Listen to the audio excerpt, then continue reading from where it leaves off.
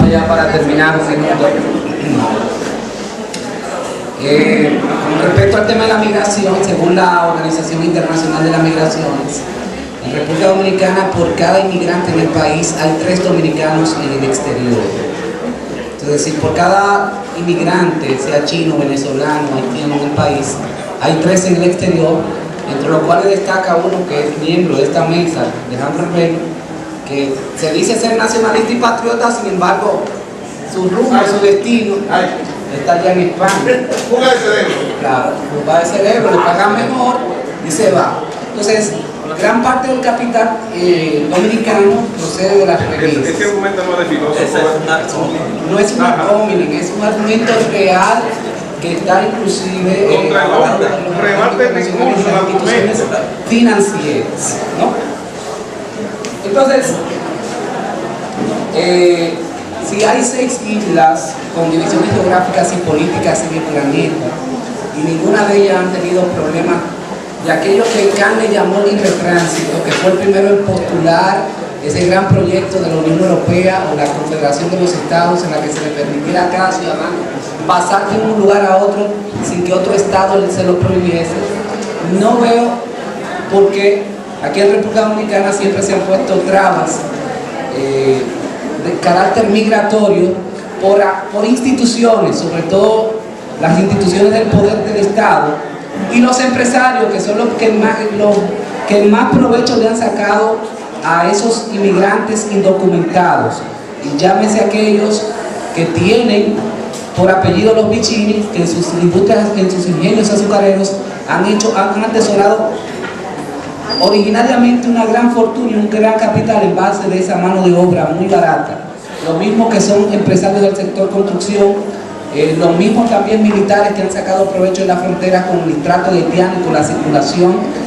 Y en definitiva, yo no creo que intelectuales de la envergadura de Alejandro Herrero estén defendiendo ese tipo de patriotismo que simplemente ha beneficiado a los sectores conservadores y han utilizado a los intelectuales como conejillo de India y han tratado ese tema en los medios de comunicación, yo creo que como una especie de ídolo de aquellos del teatro, de lo cual Alejandro Herrero tenía también en su texto, si quiere filosofar, que el que más vendió copias históricamente aquí en esta universidad fue Alejandro Herrero, los estudiantes. Entonces no sé por qué la enseñanza de este gran filósofo, de la envergadura de Platón, pero así mismo como Platón es gran filósofo, pero como político, yo no creo que sea una estrella, pero es mi hermano y mi amigo, y le quiero mucho. Un argumento contra el hombre, todos. No un argumento filosófico ahí. Yo quería... Eso es cuando uno tiene argumento que hace eso. Yo quería señalar, ha salido varias veces la idea de la identidad. Y se habla de la identidad como si fuese una silla, una mesa inamovible, que hasta las mesas se van modificando. Un concepto. La identidad es cambiante, se transforma permanentemente. Y si pensamos, por ejemplo, en la identidad de los dominicanos hace 20 años, y la identidad o los elementos que los dominicanos hoy definen como parte de su identidad, vamos a ver que hay bastantes cambios. Por ejemplo, ¿quién baila mangolina? Eso es folclore ya, eso es folclore. Carabiné, eso es folclore para la memoria histórica, que ha sido parte de nuestra vida en algún momento. Claro, o el gagá es parte del presente, porque el gagá se baila en muchos barrios del país. Ustedes no han oído hay una bachatica por ahí con mi flaco gagá, muy buena. Sí, tú eres que no bailas, tú no tienes vida, elogio. El asunto es que hablar de la identidad como algo inamovible, me parece que hoy día los sociólogos y los antropólogos nos han ilustrado bastante de que eso no es así, que es un elemento que se transforma de manera permanente y que lo que forma parte de nuestra identidad hoy, mañana ya no estará o formará parte justamente del pasado. Ahora, esa identidad se va a transformar y se va a transformar con quienes estén presentes en ese momento. Entonces, lo que habría que preguntarse hoy nuevamente es ¿quiénes somos nosotros? Y responder esa pregunta a partir de lo que somos.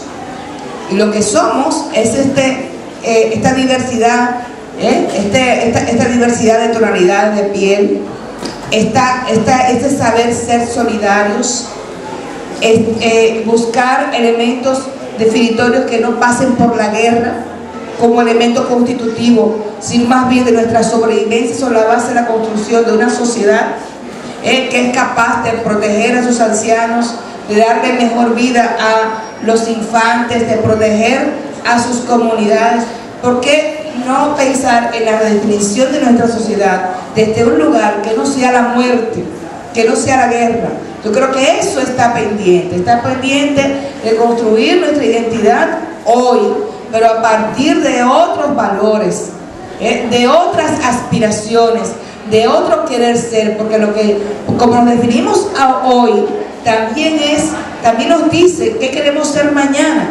Si nos definimos hoy en términos todavía de guerra, de que la espada, qué sé yo cuánto, y atravesó, que patatán, eso es que en nuestro fuero interno queremos atravesar a alguien, pero la realidad es que a donde tendríamos que ir es a construir una sociedad más solidaria, donde el conocimiento se construya y se reconstruya en pos de una mejor vida para todos y todas.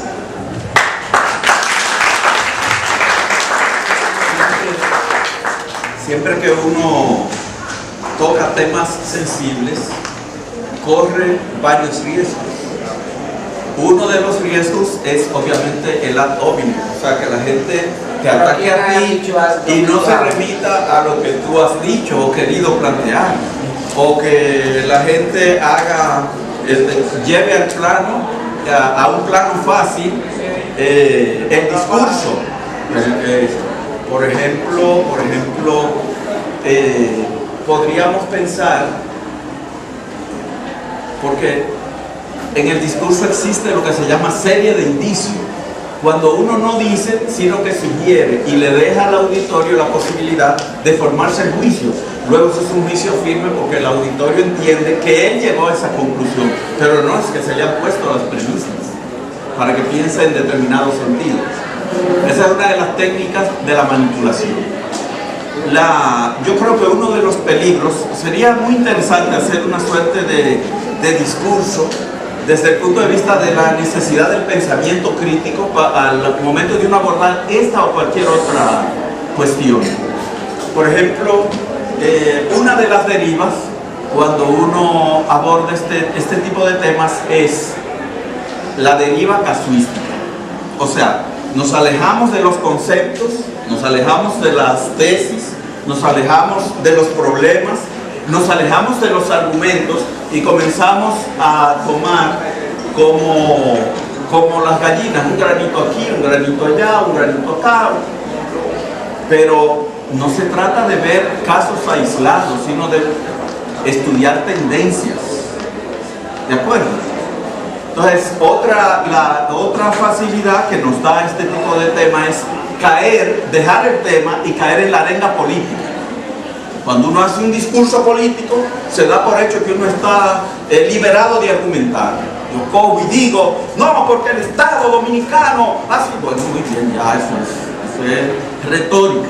Yo no tengo ningún deber de probar nada, no tengo que probar, ni argumentar, ni sustentar nada, no tengo que comparar, que analizar, no, yo estoy haciendo una proposición para un futuro de promesa para todos los dominicanos. Muy bien, pero eso tiene endemoniadamente poco que ver con la reflexión y con el pensamiento. Por ejemplo, aquí ha quedado como la idea, me da la impresión, ustedes me corregirán, me ha quedado la idea a mí por lo menos, como que los dominicanos estamos como en deuda con Haití. Nosotros de Haití lo hemos recibido todo. Haití ha hecho por nosotros maravilla. Y faltaron algunos casos, porque trajeron la imprenta también. nos enseñaron, por ejemplo, las instituciones republicanas. Por eso nos independizamos, por entonces debían habernos dejado independizar y no invadir el país luego. Abolieron la esclavitud, pues sus deudas históricas con ellos. Hemos sido víctimas junto con ellos de los imperios. Esa frontera es artificial. La identidad nuestra es idéntica a la identidad de los haitianos. No, yo no estoy pensando que tú has dicho nada, por Dios. Yo estoy remitiéndome a lo que yo he escuchado aquí. Ahora, si yo fuera a hacer un ensayo, yo lo documentaría, o sea, a partir de la fílmica. Pero, por ejemplo, la historia ¿es o no es un ingrediente de la identidad? Porque si la identidad es mutante y no fija, no es esencialista, entonces la historia es un ingrediente. No podemos renegar de la historia, porque no podemos. Ahora, la identidad, ¿a qué remite la noción de identidad? A lo idéntico. Ese problema está planteado desde la filosofía griega, por eso se plantea en 24 horas de filosofía, porque el problema de la identidad, de lo idéntico, es un problema ontológico griego. Eso está planteado entre Heráclito y Parménides.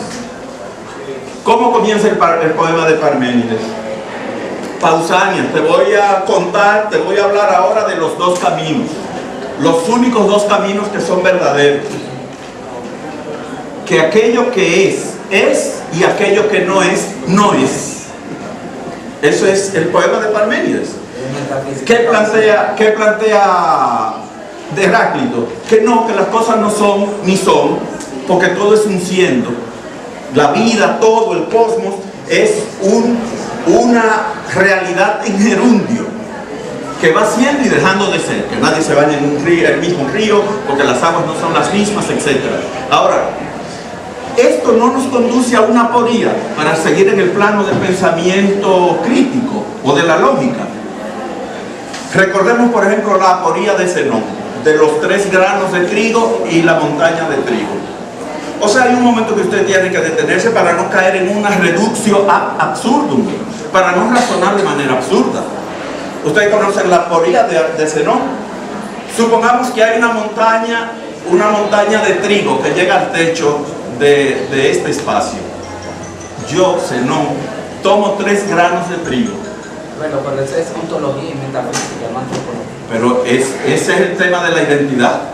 Lo que estamos discutiendo es si la identidad es permanente o es mutante.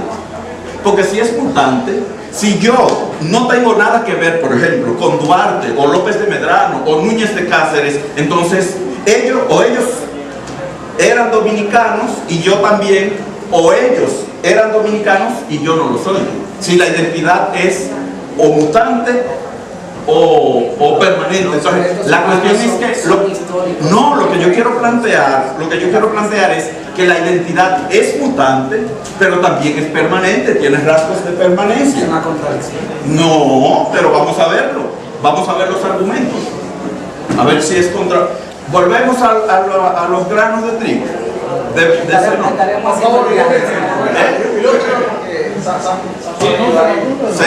Zenón de Lea. O sea, yo tomo 3 granos de trigo y los quito y tomo 3 granos más y le voy preguntando, ¿sigue siendo una montaña de trigo o dejó de ser una montaña de trigo? Y quito 3 granos más. A las 3 semanas quedarán 3 granos de trigo sobre el mosaico. Resultado, conclusión absurda: una montaña de trigo es igual a 3 granos de trigo. Entonces, recursos de la lógica, el justo medio. Hay un momento en que la montaña de trigo sencillamente dejará de ser montaña de trigo. Entonces, ¿cómo se llega a eso? O mediante el pensamiento crítico. Hay un momento en que usted tiene que decir, óigame, no, hasta ahí. No es el mismo ser, ya. No, pero hay un momento en que usted, para no caer en una reducción ad absurdum, usted tiene que decir, no, espérate. Hasta ahí no, o sea, no todo está permitido, no todo es discutible, no todo es posible. ¿Qué dice que en la guerra y en el amor todo se vale? ¿Se vale? Pues no, señor, tampoco. No se vale todo en la guerra y en el amor. Y tampoco en el razonamiento.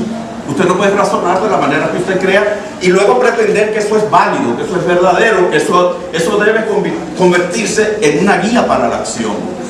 Por ejemplo, ¿la identidad dominicana es mutante o es permanente? Es ambas cosas.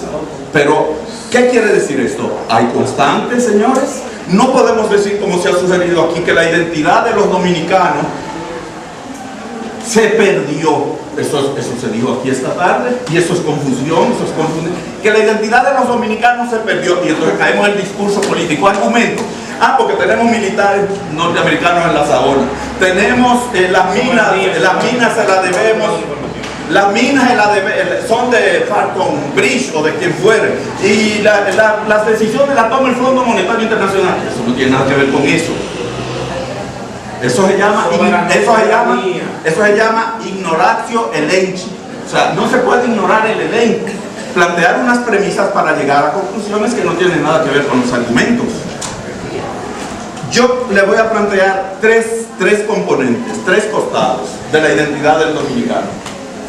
Yo quisiera preguntarles a ustedes, ¿los dominicanos hablan o no hablan desde el siglo XVII un idioma? De la colonia. Es de la colonia. Ahí, esa es una memoria encubridora. Porque ¿sabe a qué conduce eso?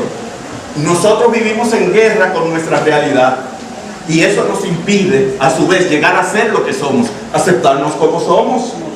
¿Usted cree que yo puedo decir que no, porque el imperio español impuso el idioma? Les cuento una anécdota de Salvador de Madariaga. Estaba dictando una conferencia en Buenos Aires, y un señor del público se paró: no, porque ustedes vinieron y nos conquistaron y nos colonizaron. Y don Salvador le dijo: dígame una cosa, ¿y usted qué apellido es? ¿Usted es apellido Mauro Cotillo, Guaynama, o usted es...? No, yo soy apellido Rodríguez. Y dije: pues mire, eso quiere decir que un abuelo suyo vino de otro lado, pero los parientes míos nunca estuvieron aquí. O sea, eso es la guerra civil en el corazón. O sea, óigame, la historia es como es, yo no la puedo cambiar. Ahora, ¿y los negros eran nativos? No, los nativos de aquí eran los taínos y los macoríes y los iguales. Ellos llegaron, no eran de aquí. No, ellos no eran de aquí. Entonces, ¿pero qué pasa? Vivir nosotros guerreando contra España. Me encantó la exposición de la profesora Olaya. Guerrear en esa parte, guerrear con los españoles, vivir guerreando con un imperio que dejó de ser imperio en 1898. ¿Sabe lo que hace? Permite encubrir quiénes sí son los que se están llevando las riquezas hoy, los que están haciendo hoy lo que hicieron los españoles en el siglo XVI, XVII y parte del XVIII. Entonces, vamos a decir nosotros que la identidad del dominicano, o el idioma, no es un componente de la identidad. Sí. No. Sí. Es un componente de la identidad. Sí. ¿Por qué es un componente de la identidad? Porque a partir de la lengua, con la lengua nosotros heredamos una interpretación de la realidad, ¿o no? ¿Por qué nosotros llamamos pelo malo al pelo duro? El pelo que es ensortijado. Porque eso nos llega a través de la lengua. No, por una ideología colonial. Sí. Pero lo que quiero decir es justamente que con el idioma aprendemos a valorar. O sea, el idioma se convierte en antiparras con las que vemos la realidad. Ahora, ese es mi idioma. ¿Y qué debo yo hacer entonces? No se debe, aquí no hay lengua oficial, que cada quien hable lo que pueda. O debemos traer idiomas nuevos, traer idiomas guaraní y quechua para enseñarlo aquí, porque ese es el idioma de la colonia. O debemos fortalecer algo que es un elemento identitario común a todos los dominicanos. No, pero no es giro lingüístico. Yo lo que quiero saber es... Está cargada de ideología, ¿verdad? No, pero lo que yo quiero saber es un dato de la realidad, profesor.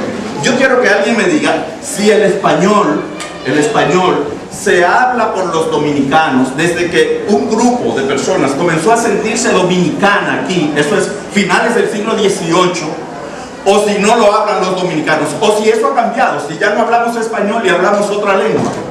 Entonces es un elemento permanente de la identidad nacional. No podemos decir que no, que aquí no hay identidad y que todo cambia. Y que, no. Hay cosas que cambian, casuísticas, pero los ejes de la identidad están ahí. Otro elemento. Pensemos en la religión. Yo no soy religioso, pero pensemos el componente religión. Ángelo, ¿por qué tú siendo ateo mandas a tus hijos a la iglesia católica? Ese no es el tema. Esa es una antología. Como provocación está formidable. Como provocación. Pero ese no es el tema. Estamos buscando los elementos constitutivos.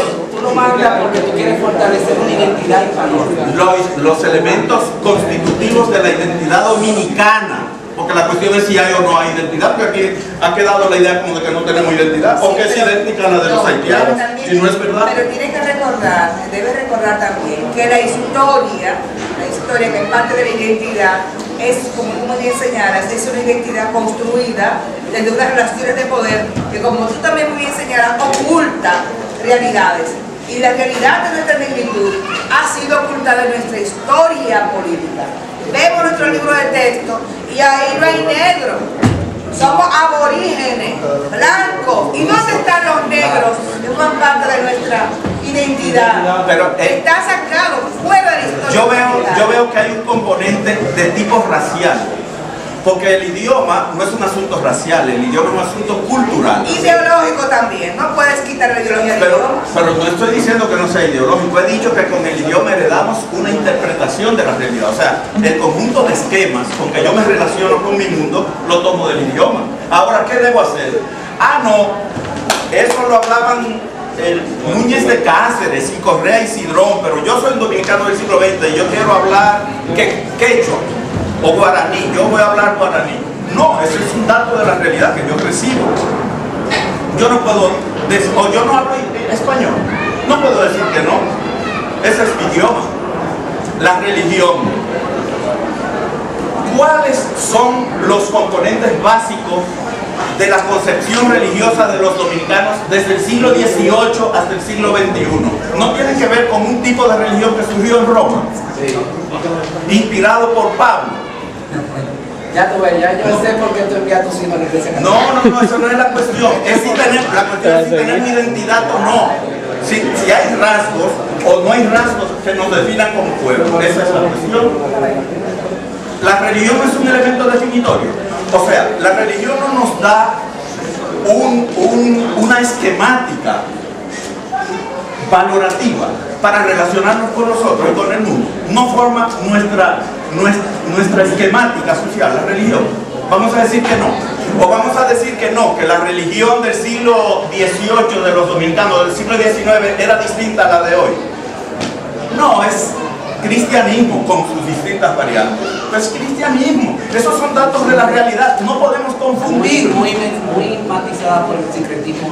Pero ahora tanto aquí en República Dominicana como en Haití. En Haití es la misma religión que la nuestra. Hay una forma de sincretismo. Una forma, no, pues yo le pregunto, lo que yo le pregunto, profesor. Yo le pregunto si es la misma religión, la de Haití y la de aquí. La tradición cristiana, esa tradición católica a la que tú te refieres, no es la misma la que tú practicas en los espacios de... Yo no digo eso. Yo digo en el sur profundo, no es la misma. Yo no digo eso. Es la misma. Yo lo que digo... forma de religión. Lo que yo digo es que... Lo que yo digo es que la religión cristiana, católica, luterana, lo que fuera, es un componente, una constante de la identidad dominicana durante más de 2 siglos. Pero no es, y la República Dominicana como Estado surgió,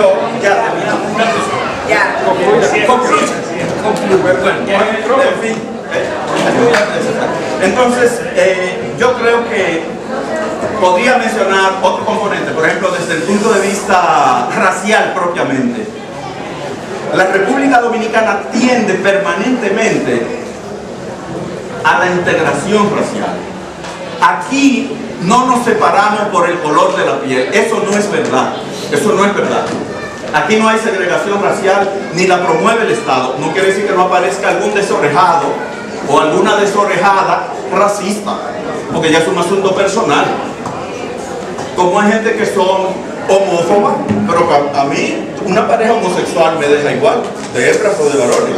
Pero hay gente que no, que los agreden y los maltratan. Porque siente que pone en peligro su identidad. Sí, pero ese no es el caso del Estado Dominicano, ni de la Universidad Autónoma, ni de ninguna autoridad. Eso es un asunto personal de alguien. Entonces, aquí ha habido guerras raciales, como la hubo en Haití. Aquí se le ha prohibido a los negros tener posesiones, como lo prohíbe la Constitución de 1815 de Haití.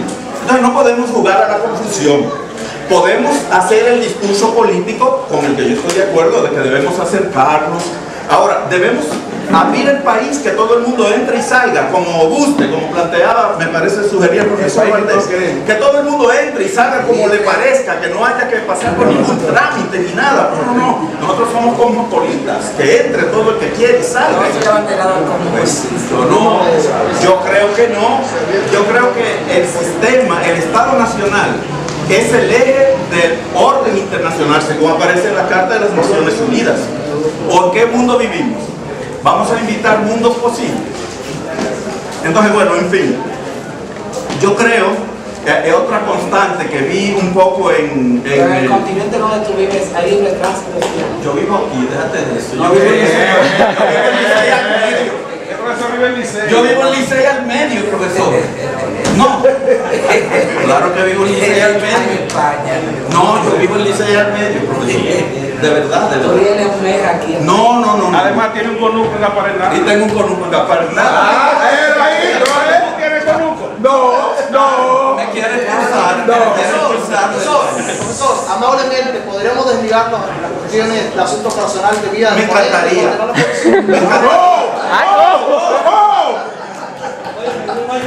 Por ejemplo, yo creo, para terminar, yo creo que se me ha impactado un poco una suerte de neopesimismo que he escuchado en tanta gente joven. Gente que dice, por ejemplo, que si nos abren las fronteras de la República Dominicana, de aquí nos vamos todos. Yo creo que no. O sea, ¿pero qué es eso? Eso es casuística tomada como norma general. O sea, casuística que naturalmente, como es un discurso político pesimista, está exonerado de argumentación. Oiga, todo el que dice algo está obligado a probarlo, o por lo menos a intentar argumentarlo, lo pruebe o no lo pruebe. Por ejemplo, hay informaciones que nosotros tenemos que actualizar. Un compañero dijo que Haití no tiene ejército. Sí tiene ejército, pero eso no dice nada. Eso no quiere decir que nos vayan a invadir, ni que sea peligro, ni que tengan... No. Sí tiene ejército. ¿Por qué? Porque nosotros reproducimos muchas cosas que oímos a veces. Por ejemplo, que Costa Rica es disque la Suiza de América. Bueno, ir a Costa Rica para ver qué Suiza es. ¿Saben qué parece San José? Una de las partes de la orilla del río de los Minas. Que Costa Rica no tiene ejército. No tiene ejército. Tiene una policía militar que hace lo mismo que hace un ejército. Y tiene mejor seguridad social que aquí. Sí, porque eso es que nosotros no servimos. Ese es el discurso. Los demás son mejores en todo. No hay mejor sistema de seguridad social. No, en todo. Nosotros somos lo peor. Ese es el discurso que me preocupa. Yo creo que la República Dominicana es un gran país. Tiene muchas cosas. ¿Y los rankings dicen eso? Tiene. O sea, ¿se impone lo que usted piensa? No. Lo que hay que leer es el libro de Pitirín a Sorokin. Manipuló mucha información. No, yo no manipulo. No, puedo estar equivocado. Bueno, pero yo no manipulo. En mi caso, puede ser que me haya equivocado, pero yo no manipulo. Cuando hablé de soberanía, usted lo metió con la identidad y son dos cosas muy separadas. Hablé de serie de indicios, por eso, profesor. Pero yo no manipulo. Yo no vivo de manipular. Yo no soy político. Ni necesito votos. Yo soy profesor y he vivido de la tiza y el borrador y la palabra. Y no tengo un centavo también. Y he sido funcionario del Estado. He sido funcionario del Estado.